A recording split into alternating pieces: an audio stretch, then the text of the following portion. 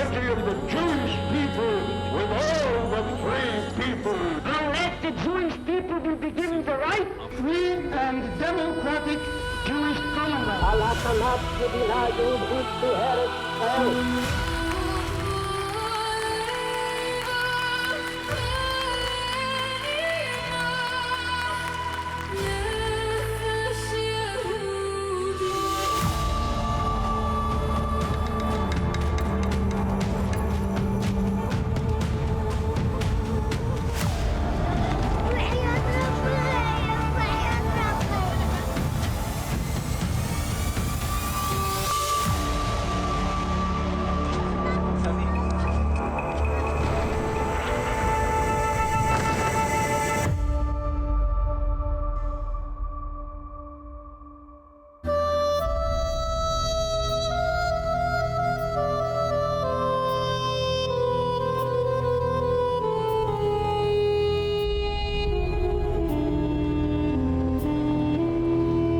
ഒരു രാജ്യം എങ്ങനെയാണ് തങ്ങളുടെ വേദനകളെയും പോരാട്ടങ്ങളെയും അടുത്ത തലമുറയ്ക്ക് കൈമാറുക?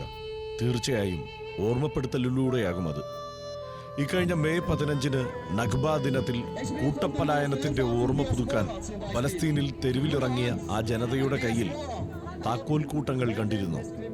ആ താക്കോൽ കൂട്ടങ്ങൾ വെറും ഇരുമ്പു കഷണങ്ങളല്ല, അതവരുടെ നഷ്ടപ്പെട്ടു പോയ ജന്മനാടിന്റെ ഓർമ്മയാണ്. തലമുറകളായി കൈമാറ്റം ചെയ്യപ്പെടുന്ന, എന്നെങ്കിലും തങ്ങളുടെ സ്വന്തം മണ്ണിലേക്ക് തിരികെ നടന്നു കയറുമെന്ന ഉറച്ച പ്രതീക്ഷയുടെ പ്രതീകം. അതിനായി മരണം വരെ പോരാടണമെന്ന ഓർമ്മപ്പെടുത്തൽ.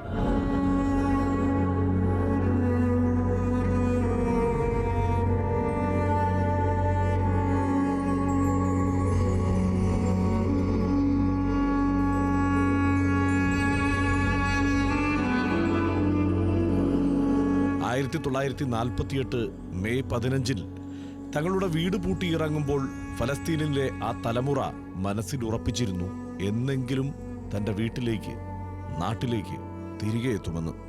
അവർ ആ താക്കോൽ കൂട്ടവുമായി കാത്തിരുന്നു. നിരാശ വെടിയാതെ അടുത്ത തലമുറയ്ക്ക് അവർ കൈമാറി.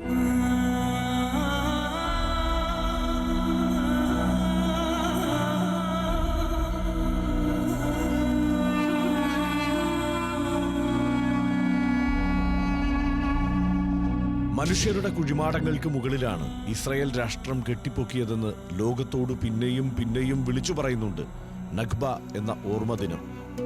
നഖ്ബ എന്നാൽ മഹാദുരന്തം എന്നാണ് അർത്ഥം. പലസ്തീനികളെ നാടുകടത്തി ലോകമെങ്ങുമുള്ള ജൂതന്മാരെ അവിടെ കൊണ്ടുവന്ന് താമസിപ്പിച്ച് 1948 മെയ് 14 ഇസ്രായേൽ രാജ്യം സ്ഥാപിച്ചതിന്റെ ദുരന്ത സ്മരണയായാണ് പലസ്തീനികൾ നഖ്ബ ദിനം ആചരിക്കുന്നത്. സ്വന്തം മണ്ണിൽ നിന്ന് വേരറുക്കപ്പെട്ട ലക്ഷക്കണക്കിന് പലസ്തീനികളുടെ കണ്ണീരിന്റെ ദിനം കൂടിയാണത്. വീടും നാടും നഷ്ടപ്പെട്ട നിരാലംബരായ അറബ് ജനതയുടെ ഓർമ്മ.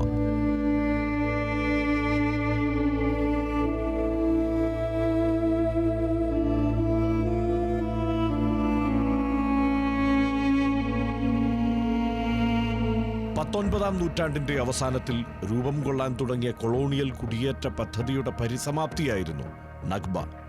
1799 ഫ്രഞ്ച് ഭരണാധികാരി നെപ്പോളിയൻ ബോണപ്പാർട്ട് പലസ്തീൻ മണ്ണ് ജൂതന്മാർക്ക് നൽകണമെന്ന ആവശ്യവുമായി മുന്നോട്ടു വന്ന പദ്ധതി പരാജയപ്പെട്ടെങ്കിലും 1917 ബ്രിട്ടന്റെ ബാൽഫർ പ്രഖ്യാപനത്തിലൂടെ ആ സാമ്രാജ്യത്വ അജണ്ട നടപ്പിലായി. പലസ്തീനികളെ സ്വന്തം ഗ്രാമങ്ങളിൽ നിന്ന് വെസ്റ്റ് ബാങ്ക്, ഗാസ മുനമ്പ് തുടങ്ങിയ ഇന്ന് പലസ്തീന്റെ ഭാഗമായ പ്രദേശങ്ങളിലേക്കും അയൽ അറബ് രാജ്യങ്ങളിലേക്കും ആട്ടിയോടിച്ചു.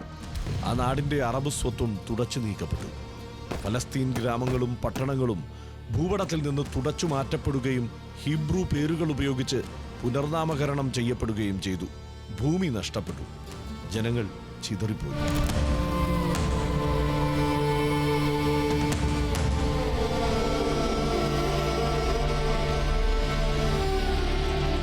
നഖ്ബയിലും അതിന്റെ ഭീകരതകളിലും ജീവിക്കുന്ന ഒരു ജനതയെ വകഞ്ഞുമാറ്റിയാണ് ഇസ്രായേൽ പിറന്നത്. നഖ്ബ 1948 സംഭവിച്ച് ഓർമ്മകളിൽ വിട്ടൊഴിയാതെ നിൽക്കുന്ന ചരിത്രം മാത്രമല്ല, വർത്തമാനകാല യാഥാർത്ഥ്യം കൂടിയാണ്. 75,000 മനുഷ്യരെ കൊന്നുകഴിഞ്ഞു. അതിൽ 20,000-ലധികം കുട്ടികളും 12,000 സ്ത്രീകളും ഉൾപ്പെടുന്നു. 102,000 കെട്ടിടങ്ങൾ പൂർണ്ണമായി നശിപ്പിക്കപ്പെട്ടു. ഏകദേശം 24 ലക്ഷം പലസ്തീനികളെ ഗാസ മുനമ്പിൽ നിന്ന് ബലമായി പിഴുതെറിഞ്ഞു. ഫലസ്തീന്റെ 78% പിടിച്ചെടുക്കുകയും ചെയ്തു. ശേഷിക്കുന്ന 22% ഇപ്പോൾ അധിനിവേശ വെസ്റ്റ് ബാങ്കും ഉപരോധിക്കപ്പെട്ട ഗാസ മുനമ്പുമായി വിഭജിക്കപ്പെട്ടു. വെസ്റ്റ് ബാങ്കിൽ 36,000-ത്തിലധികം തദ്ദേശീയർ കുടിയിറക്കപ്പെട്ടു. റാഫയിൽ നിന്നടക്കം എത്ര തവണയാണ് ഗസാക്കാർ പരക്കം പാഞ്ഞത്. ടെന്റുകളിലും താൽക്കാലിക ഷെൽട്ടറുകളിലും താമസിക്കുകയാണവർ. പലായനം തുടരുകയാണ് ആ ജനത.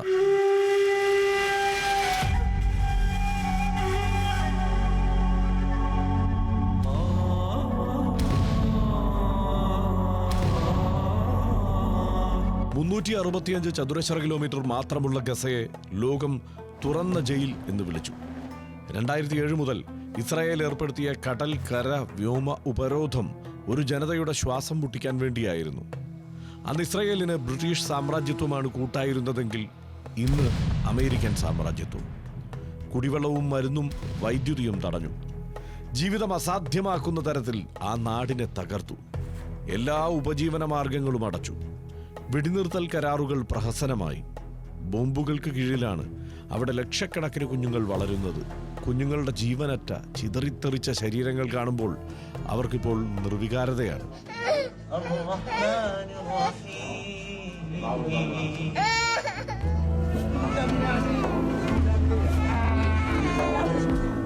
ചരിത്രം വീണ്ടും ആവർത്തിക്കപ്പെടുമ്പോഴും ഗസയിലെ ജനങ്ങൾ ഒരു രണ്ടാം പലായനത്തിന് തയ്യാറല്ല. രണ്ടാമതൊരു കുടിയിറക്കലിന് വിധേയമാകുന്നതിനേക്കാൾ നല്ലത് സ്വന്തം മണ്ണിൽ മരിച്ചു വീഴുന്നതാണ് എന്ന് അവർ ഉറക്കെ പ്രഖ്യാപിക്കുന്നു. തലമുറകൾ എത്ര കഴിഞ്ഞാലും കയ്യിലുള്ള ആ പഴയ വീടിന്റെ താക്കോൽ അവർ നെഞ്ചോട് ചേർത്ത് പിടിക്കും.